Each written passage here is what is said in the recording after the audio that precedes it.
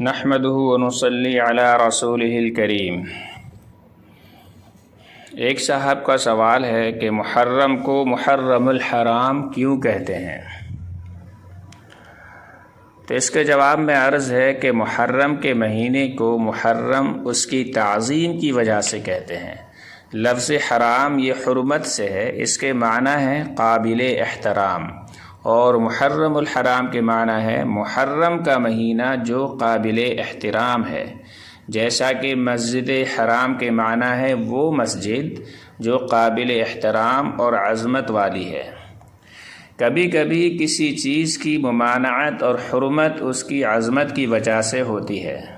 محرم الحرام ان 4 مہینوں میں سے ایک مہینہ ہے جنہیں اللہ تبارک و تعالی نے حرمت والے مہینے قرار دیا ہے۔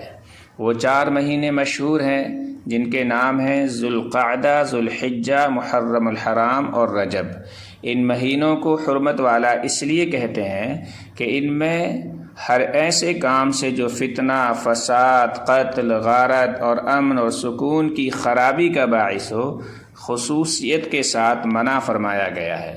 ان 4 مہینوں کی حرمت و عظمت پہلی شریعتوں میں بھی مسلم رہی ہے، حتیٰ کہ جاہلیت کے زمانے میں بھی ان 4 مہینوں کا احترام کیا جاتا تھا۔